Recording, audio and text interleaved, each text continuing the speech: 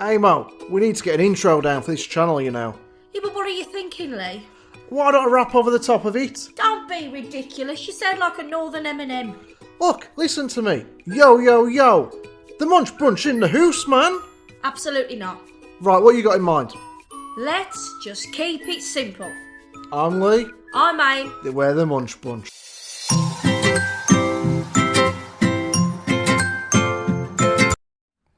No, I don't want this as a thumbnail. This is our video, Aim. Okay. Hi, everyone. Hello.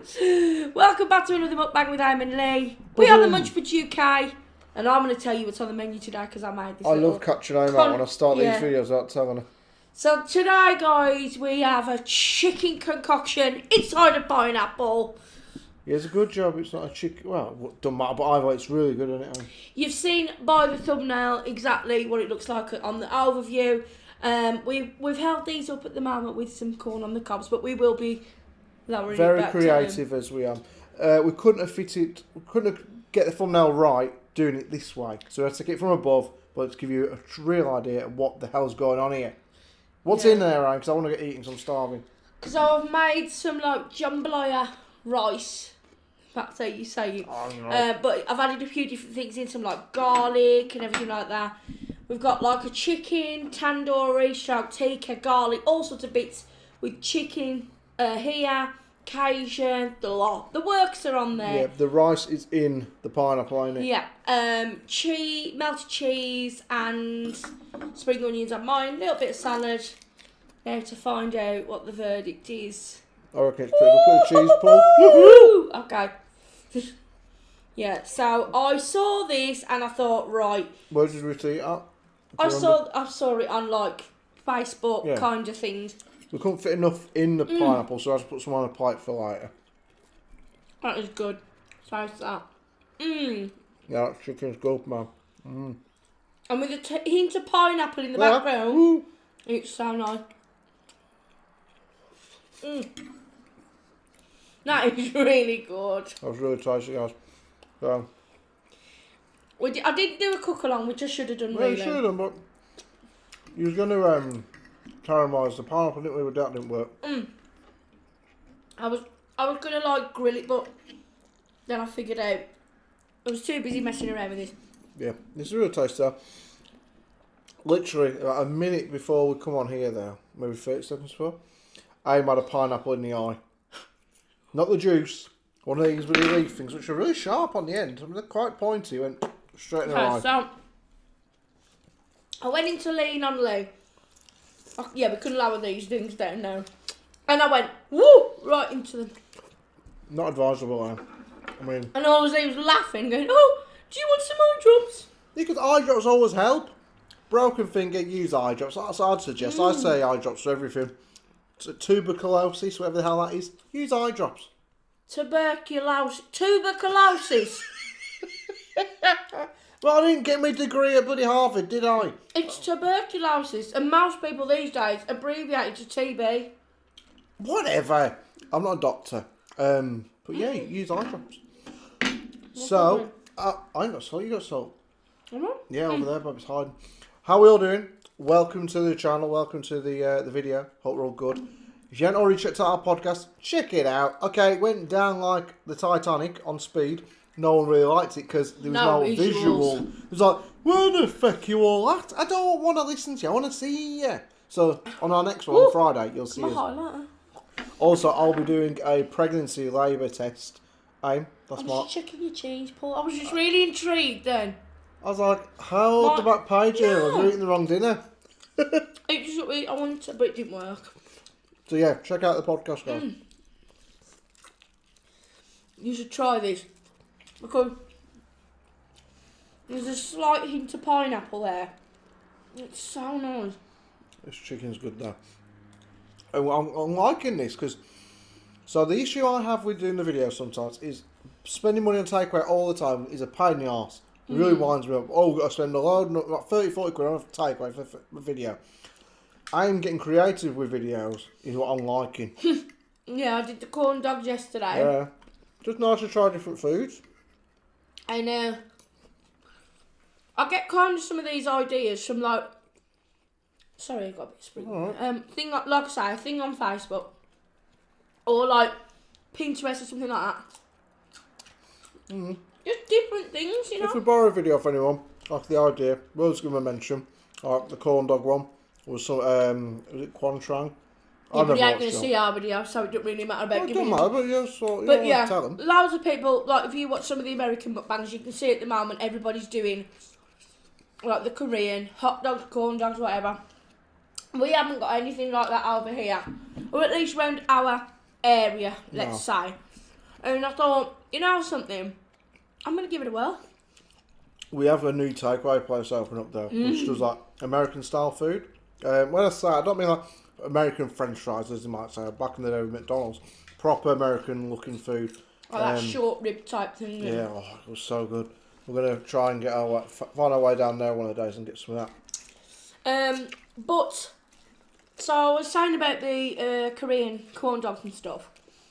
For my first attempt, well, Lee did really help me as well. Oh, I was cut stuff up. Oh, my ears have got a bit ringy. It was my really mum good, took tinnitus. But for my first attempt, that was really good.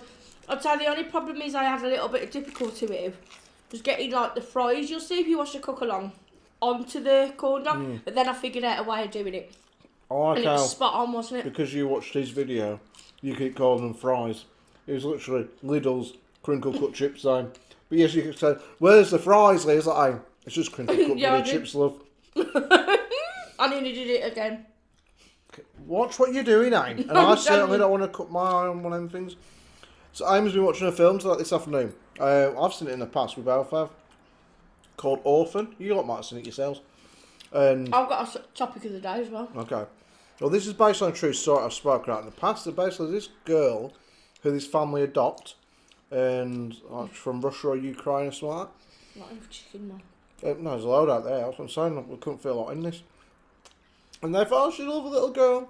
We'll give her a nice home. All this stuff. It turns out she had like some sort of illness or a condition where actually she was like a 40-odd-year-old woman or something like that. And she goes bloody nuts. Can you even imagine having that? You invite this little child into your house, like, I'll be your mummy and daddy, like, yeah, me and Aim. She turns out to be a nutty old lady. Oh my God. Coming down the stairs in the middle of the night, making herself a bacon buddy sandwich and watching us whilst we sleep. Oh, if she made a bacon sandwich, I'd probably tell her to hook me up, to be honest. That'd be scary, though. Because at the end of the film, from what I remember, she takes off her face, or something or other, her wig comes off. It's like this little old lady, like, that is bloody nutty. She breaks her own arm in the film. This didn't happen in real life. You're just telling him everything, though. I don't matter. Spoiler alert. But in real life, the woman and husband try to sort of give this girl up and say, look, she's not right in the head. At first, though, the husband takes a while to actually... I'm not lying, guys. This is great, isn't it? But in the real life situation, the girl then convinces another family that she is a young child, and another family took her on. What the hell would you do in that situation, then? Mate, I'm running off. You can deal with it. No, to be honest with you, I'll tell you straight up exactly what I'd do. If I knew she'd hurt my child and she was a grown-ass woman, I'd beat her ass to the ground. Let me tell you straight up now. Yeah. I'm sorry, but hurt my child, you don't know about it. However, if she was really a young girl, just a little bit messed up, then I'm doing my best to help her. But she tricks people into believing she's a young girl and actually she's an old lady. No, I'm telling you now, what that woman, should I say, has done to them children. Really weird. I think anybody would go batshit crazy. Yeah, I'd definitely avoid messing around with her. I've seen this thing today. That's so cruel. What she actually did in real life. Yeah, big time. I've seen this thing today on TikTok. They're like, I've got a question for you on this one, Christ. I'm ready for your topic of the day in a sec. Yeah. There's a bloke in America, he's a black bloke, like 20 odd, and he put a picture of himself on TikTok with a caption in front of it. And I don't always stop on like just pictures, it's not arsewell, like the funny videos and stuff. And on the caption it said, "The baby I thought was my son turns out to be my uncle." and you have to read what the hell's going on to know what the hell's on about. So, this lad, 20 odd, got a girlfriend, living with his granddad. The whole time, his girlfriend gets pregnant, he brings up the babies down for a few months. Is she, It turns out the girls is... They've been sleeping the whole time with the granddad. So his son, who's like, oh, come on, baby boy, is actually his uncle. I'm messed up, is that? When you just want to tell a story, but you just know you can't. What do you know about it? Not this one, but there is a story I could tell. Alright. That's all for when someone does that. Well, there's a story I can tell, but I can't tell it. And I've just gone and done it. Or when your granddad sleeps with your missus and has your baby. You'd have a job. My granddads were dead before I was born. Anyway. I won't put it past my granddad. Not because he'd sleep with him, just because he's still alive. Are you mad? He's still alive. I can't even understand him, let alone sleep with him. What I mean, he's still alive and kicking. 15 years, I still can't string descendants together, bless him. I don't know, he always asks after you. I know he asks, but I mean, I can't understand him. I'm me.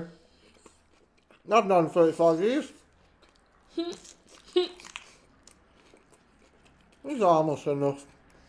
That ain't an exaggeration either, guys. He's very hard to understand. Anyway, so what do you do? What? If you found out your baby was your auntie? So that mean? That would mean you would be sleeping with like my grandmother. Or if it was like no, it'd have to be you in a gay relationship, I guess. Or if I was a man and my girlfriend was sleeping. Yeah, say you was a boy, that'd make it easier. Right, again, same situation as the fucking old woman. You'd beat the kid to death? What kid? I wouldn't beat a kid to death, Lee. Oh, your fella, or your nan? For crying out, I wouldn't beat a child to death in the first place. And it wasn't a child, it's a full-grown woman. Yeah, exactly. You'd beat your granddad. God, how bad have you just met me? Look, it was a full-grown woman. Obviously, I wouldn't beat a child. Hey, you're covering your back now. I've said nothing wrong. It's just a full-grown woman. What about your granddad? I wouldn't beat my granddad to... Why do you have to beat to death? Give him a quick slap. If your granddad got your missus pregnant, and bear in mind, it turns out the granddad had always been at it with other people. So whilst he lived with his nan, the granddad, whilst he had his wife at home, literally around the corner from what the lad said on his videos, his granddad round the corner had another missus and another family, whole another life that his wife never knew about. So he's always been a bit of a goer. Okay, so I think the worst part would be is figuring out that you didn't have a child. But that happens all over the world. So that's not isn't it, really? It doesn't have to be one of them crazy stories. My partner was sleeping with my granddad. All over the world, people find out that their children aren't actually their children, are they? You know? And I mean, that's bad enough as it is, but sleeping with your granddad, I mean. Obviously, I'd have to be a man, like I say, or in a gay relationship. I would be out there like a shot. I wouldn't speak to my granddad. But the thing is, though, that kid would be my... He still wants to be in the... Don't tell me he still wants to be... He still wants to be in his son, stroke uncle's life. Because he brought up the kid since day one. How old's the kid? Only a few months older, I think, or maybe... I don't know. No. Granddad or not. That'd be a difficult one, wouldn't it? Like, walking away... Because you see a lot on soaps, like EastEnders and whatnot. Having to walk away from the child. Like Kush, when he had the baby with Stacey. And then Martin was like, okay, I'm going to bring up Arthur. And then he's like, well, how the hell does that work? Well, because I'm with Stacey, it's like Arthur's now my child as well. Like me with you. Yeah, but you never kind of did it like that. Well, I never slept with your granddad. No, I was in Quentin T. You know. I know, it was always cool with it. Quint really loves you. Like. I know. We get on really well, don't we? Actually? Should do, because I'm one of his best man when he eventually gets married. That'll be a sticky night. You can't get him as pissed as you do then. I mean that as well. Yeah, I do get Quint very drunk when he comes round here. So, if I did that on his stag night, he won't make it to the wedding. Anyway, so topic of the day, so to speak. Go on. So I've been watching this film this morning called Hope Springs. And it's Tommy Lee Jones and it's Meryl Streep and they're a couple. And they've been together years and years and years and years. But they've stopped having... They're kind of... Stop shagging. Like, there are younger people on it, so I didn't want to say that. Sorry, kids. They've stopped everything like that. They've got basically complacent and they're into a routine. And I wanted to talk about that because let's face things now. Sometimes it isn't all strawberries and cream in a relationship, isn't it? And I watched this other lady on Facebook, and you should know her probably if you watch her as an influencer. She's called Tabitha Brown. And her husband, Chase, in America, was talking about relationships. And I just thought it would be a good starting point to everybody who's thinking, well, you see these new hashtags out there, don't you, called hashtag couple goals and things like that. And you see the outside version of a couple in the street, on the camera, whatever. But you never... Have you got something to say? No. Because you was looking at me like raring to say something. Just like we've been told we're couples goals before. I don't think they'd say it if they saw me in the morning when I get out of bed. And anyway, so what I wanted to say was, like, you know, a lot of the time you see kind of an image of what it's supposed to be like, and sometimes people go back home and they look at their partner from across the room and you think, oh, you know, I wish I had that. I wish I had that kind of lifestyle and whatever. And I was watching this film and, pardon me, she gets up in the morning and makes him breakfast. He goes off to work. He comes back and watches golf shows. She sits there and makes the dinner. It's very routine. And then I thought, well, how many people out there must be sitting feeling in the same position as that? And I think sometimes that we all get complacent, don't we? We're like, be serious, I'm being serious now, because I know what these like with these sarcastic remarks. Oh. Like, if you're sitting there now thinking like your relationship is completely broke down and you're out of luck with it, this film, I should watch it because it does go to show that there is hope at the end of the tunnel, and sometimes you can get really kind of, you know, sort of bogged down with worrying about other people's lifestyles. Like, for instance, like, you know how like women are really concerned about the way that they should look by looking at images out there of other women out, you know? And I just think that, what are our complacencies, would you say? Like, sometimes, like, you used to get really dressed up for each other, didn't you? Like, you know? And I think, like, after, like, down the line, you kind of stop that a little bit, don't you? No, I get that. I appreciate it. Some people don't. Like some fat couples all like, keep it going forever, like making an effort. Anyways, I thought I said something. I didn't say it. She's got it wrong. Look at my hair, it's big today.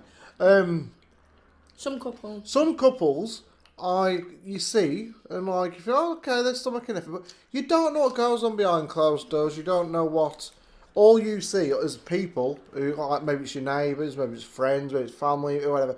You only see maybe once a week or whatever, or for an hour or two of a day if you're meeting up with them. You don't know what they're like behind closed doors. They're like, I think when you first get with somebody, it's like all or nothing. Yeah. Like me and Anne was like all in, like every second we could, we spent together all the time. And we would I love football when I'm at home, but I never used to stop spending time at home to watch the football.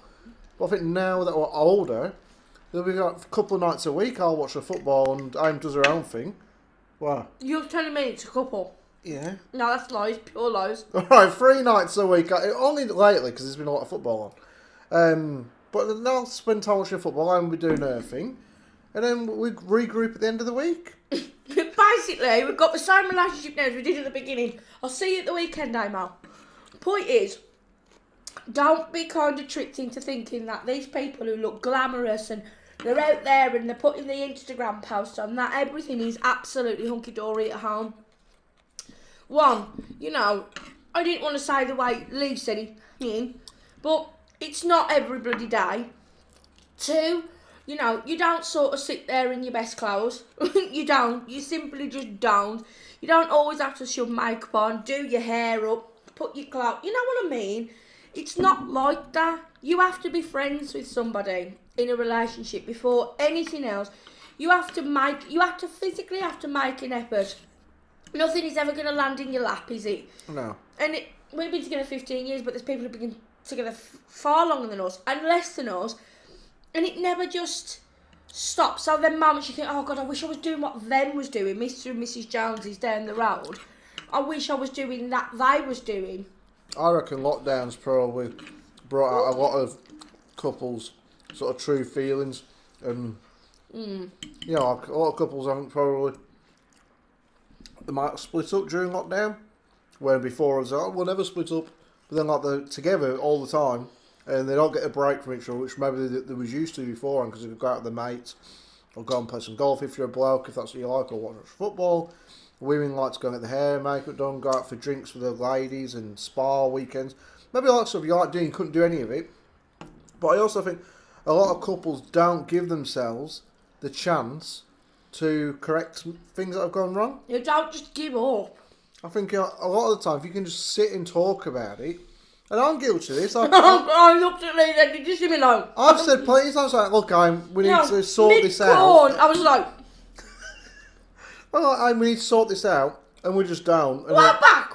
You tell me we need to sort this out. As in, I'll say we should sit and talk. I'm hearing all these new things here. Hey, why? Well, you've gone bright red because that's absolute BS. No, you never sit and say to me, we need to talk and sort things out. You shout and I'll say stop shouting, need to talk. We'll have an argument. I'll then turn to you and say, okay, I know I've done this wrong or that wrong. I should make more of an effort with this or that. And it is easy to say it, then not actually do all about it. I agree, that is an easy way out of things in life.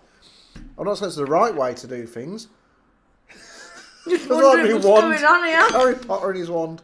But I definitely don't think...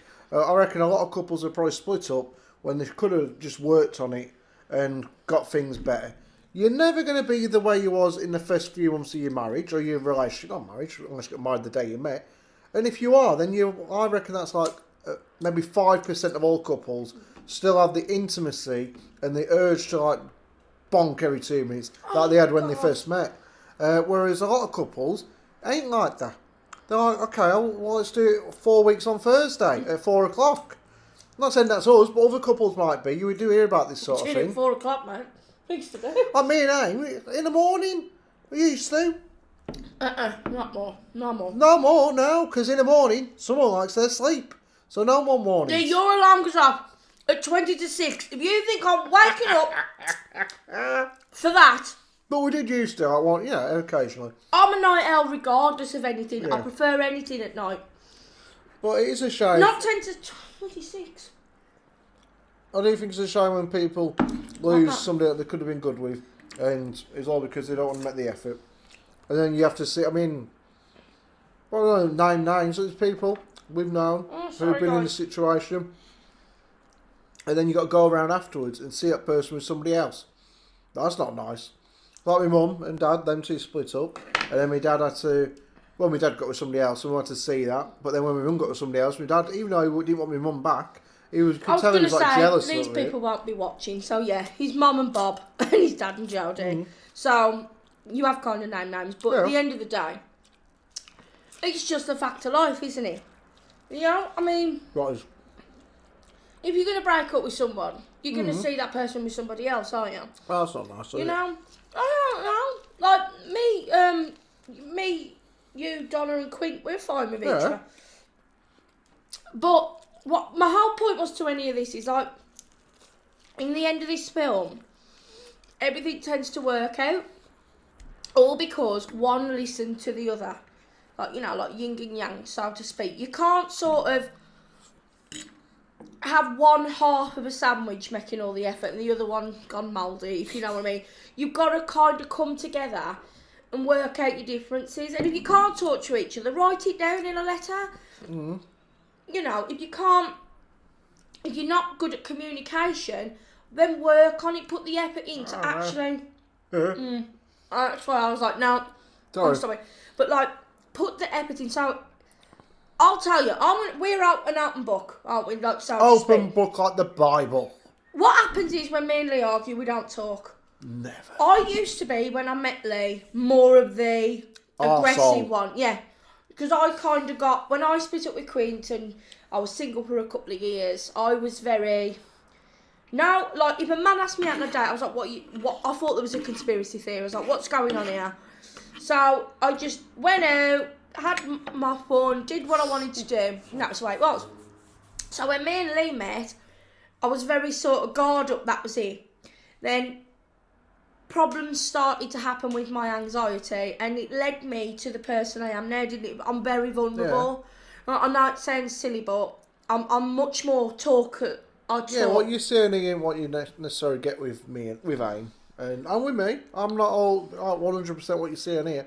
In the respect, like, me and AIM argue, and then when we come in here, we have to smile and pretend we haven't argued. But we do argue, like any couple does. And when I got with AIM, she was very much like, and I was like, and I used to get like, I was really sensitive back then. And then the roles, literally overnight, I don't know what happened, but it's like, it just flipped. So then I'd get angry, like if we had arguments. So not now, you're talking about 10, 12 years ago, and AIM would get bloody upset. And I was always used to the argumentative side of AIM. So I'd be like, why are you getting upset, AIM? Argue back. Sorry, 10 years ago?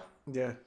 Are you having a laugh? That's when it started. Oh, I thought you meant we don't argue like that now. No, we argue now, of course we do. So I'm more the quieter one now, and now he's more the... And I'll tell you exactly what it is.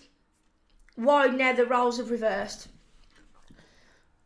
And I'm not condoning either one of our behaviours, but because Lee has like the stress of the finances and the stress of a lot of things, 90% of the time he's just worrying about anything. So and about the videos, Lee's very like over sensitive if he don't get a picture right or anything, aren't you? So we end up having a bit of a row. When we row now... Don't stress about the videos too much anymore. No, we did a few months ago. When we row now, like Lee's more of the... and I'm more like, can you just learn to talk? And this is what we come to the other day. We had a huge row, didn't we? You know, the other day with the notebook, we had a huge row. Oh, right, yeah. Massive. And I'll tell you the truth, to the point I was thinking, right, I'm just going to knock this on its head. That's why I want to be so transparent with you guys. We have moments like that, don't we, when it's so goddamn annoying. Yeah, there are moments when you could just it isn't just like this, like sod it off. Yeah, happy, joy all the time. And I was like, ugh, and it was just awkward, wasn't it, for like a couple of days. And we was doing all thinking. You fix things. Yeah. Like, we'd sort out the argument, and then we'd be fine for like half an hour. And then something would be said about the previous argument, and it'd kick right back off again. Yeah, because when I say something, I mean it. And this when Lee says something, sometimes, i.e. the other day... I don't remember what I said, but okay. About the thing that happened in Tia's room, let's just say that, you then said... No. No, I'm not saying anything on the matter, but what I am saying is, Lee sort of agreed, it was like... And then the next day, we compromised and agreed, and then I said I should have done this way, and then all of a sudden he went back on it, and we had another row. Yeah. Obviously something so small that there was no need for a row in the first place. It took up at least a day and a half of our life. And it was silly. It was really, really silly, but it could have been handled totally different. And should I tell you the major art of getting through this? Keeping your voice down and just talking. I agree. I might not be very good at it, I do agree that's the best way to sort it really is, and I'll tell you why, haven't we done this in examples before? When we've tried and done it that way, and we've just said, look, I have got a small issue, can we just sit and talk about it? It's been over and done with within 10 minutes, hasn't it? But because when you shout at each other and you get so vexed at each other, the actual problem tends to go out the window, and it's just a vendetta then, isn't it? Like, and the actual problem, it's not even relevant anymore.